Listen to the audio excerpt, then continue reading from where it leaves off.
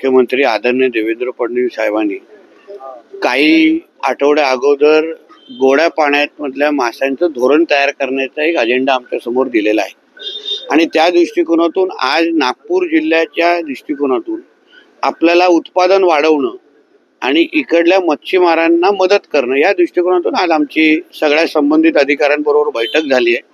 काही आव्हानं आमच्या समोर आहेत ज्याच्यामुळे आम्ही आमचं प्रोडक्शन आतापर्यंत वाढू शकलो नाही।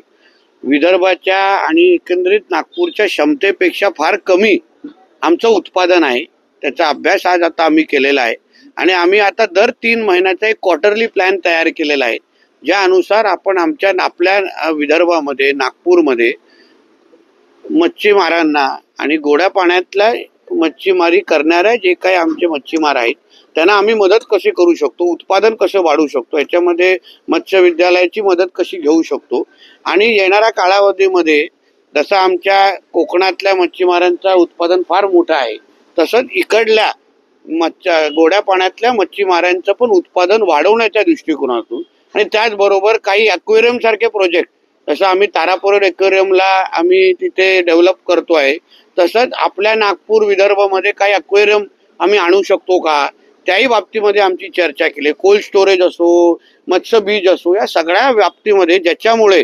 विदर्भाची मत्स्य उत्पादनाची क्षमता वाढेल त्या दृष्टिकोनातून आमची चर्चा झालेली आहे। राहुल गांधी सुप्रिया सुळे यांनी संयुक्त प्रेस कॉन्फरन्स घेतली आणि महाराष्ट्रातल्या मतदानावर प्रश्नचिन्ह उपस्थित केले। नाही, मी ऐकलं आज 3 इडियट्सची पत्रकार परिषद झाली आणि त्याच्यामधले 3 मधले 2 तर ईव्हीएम वर निवडून आलेले आहेत।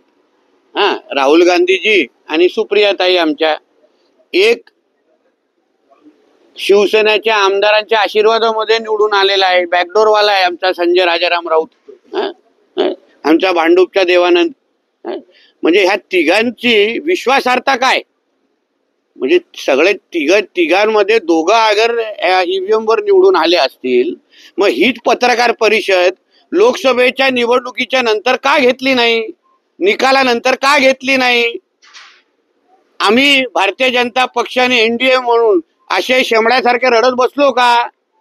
आम्हाला लोकसभेमध्ये जे काही आमचे निकाल लागले त्याच्यानंतर भारतीय जनता पक्ष आणि एनडीएचे सर्वच घटक पक्ष कामाला लागले, मेहनत केली आणि म्हणूनच हरियाणा असो महाराष्ट्र असो सगळीकडे आमची सत्ता आम्ही आणून दाखवली, लोकांचा विश्वास संपन्न केला, हिंदू समाजाला आम्ही लोकांनी जागवलं।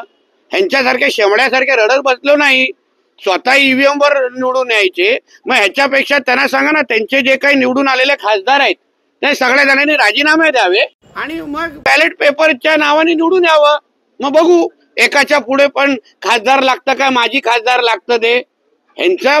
ह्यांची एलर्जी तीच आहे की महाराष्ट्रातल्या सरकार जे हिंदुत्वाच्या नावाने निवडून आलेलं आहे, मोहल्ल्यांमध्ये 1% मतदान होतं ते ह्यांना मिरची लागत नाही। आता काही बूथमध्ये जिथे मुस्लिम मोहल्ले आहेत तिथे 6 मत, काही उमेदवाराला आमच्या 6 मतं मिळालेली आहेत, काही 15 मतं भेटलेली आहेत। मग तिथे आम्ही ईव्हीएम हॅकिंगचं नाटक केलं का?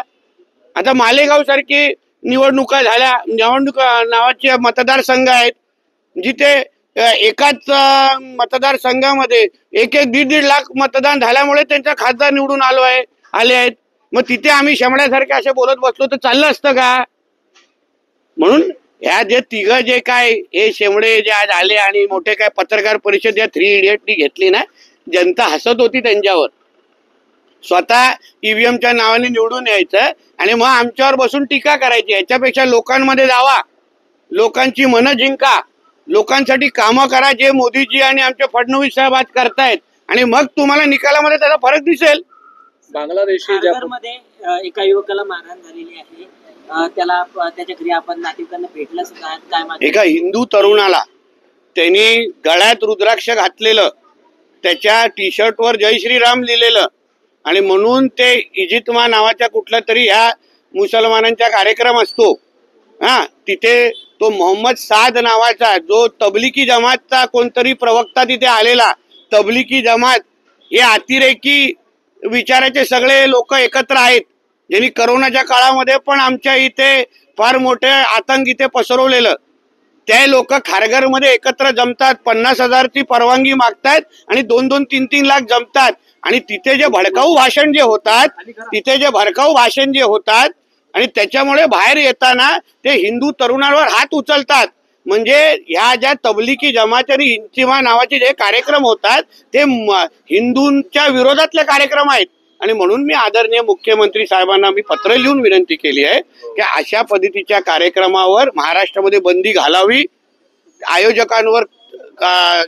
आयोजकांची चौकशी करावी आणि या पूर्ण घटनेची उच्चस्तरीय चौकशी करावी. बांगलादेशी ज्या पद्धतीने आढळत आहेत आणि काही ठिकाणी तहसीलदारांनी प्रमाणपत्र दिले आहे, 2 तहसीलदारांना कारवाई झाली आहे, आणखी पण आहे याच्यावर लिस्टवरती. आणि तुमच्या पक्षाच्या वतीनं सोमय्या फिरताय, किरीट सोमय्या, तुमची काय भूमिका आहे? काय वाटतं तुम्हाला? किती? मला ही घाण नकोच आहे. आमच्या महाराष्ट्रामध्ये ही बांगलादेशी रोहिंग्या नावाची जी घाण आहे, आता उदाहरण आमच्या तलावामध्ये कशा गाळ साठलेला आहे, त्याच्यामुळे आमचं उत्पादन थांबलेलं आहे, मत्स्य उत्पादन. तशीच ही महाराष्ट्रामध्ये ही बांगलादेशी आणि रोहिंग्या नावाची गाळ आहे, घाण आहे ती आम्हाला आता देवेंद्र फडणवीस साहेबांच्या नेतृत्वातलं असलेलं सरकार हे आता उखडून टाकणार. बाहेर एक किडे मोकळे आहेत खरं म्हटलं तर.